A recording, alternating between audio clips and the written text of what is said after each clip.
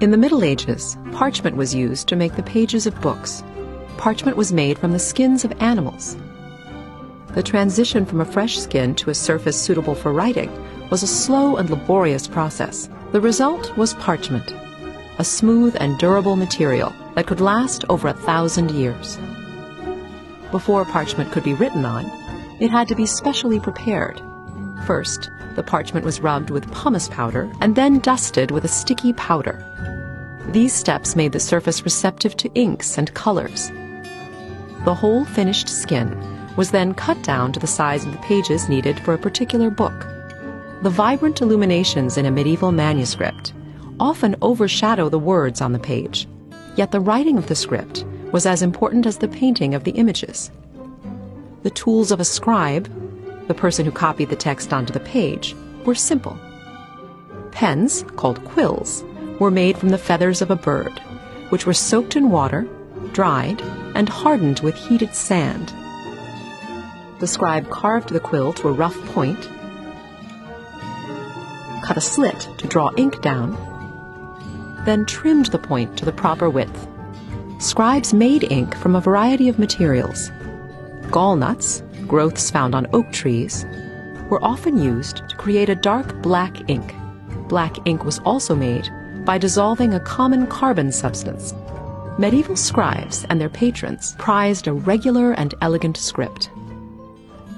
If a scribe made an error, he would scratch it out with a penknife. An illuminator decorated the pages of a manuscript using paint and precious metals. He began only after a scribe had finished copying the text. Thin sheets of precious metals, like gold leaf, were always applied first.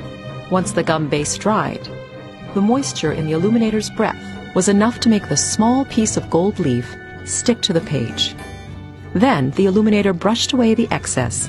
Each color was made from a vegetable dye or a mineral substance ground up and dissolved in liquid. Once the illuminator applied black outlines and delicate white highlights to the figures and vines, the illumination was finished.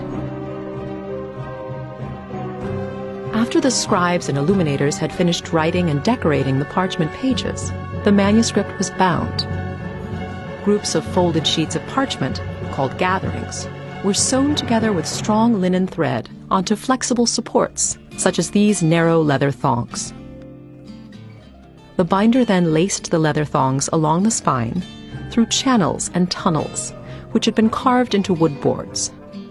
The volume was then covered, usually with leather. Without pressure from the covers to keep the leaves flat, parchment expanded and contracted with changes in temperature and humidity. The binding of a manuscript could be decorated with any one of a variety of materials. A manuscript might be covered with leather, stamped or tooled with gold, or covered with silks or velvets. The most elaborate bindings received sculpted decoration made from precious metals.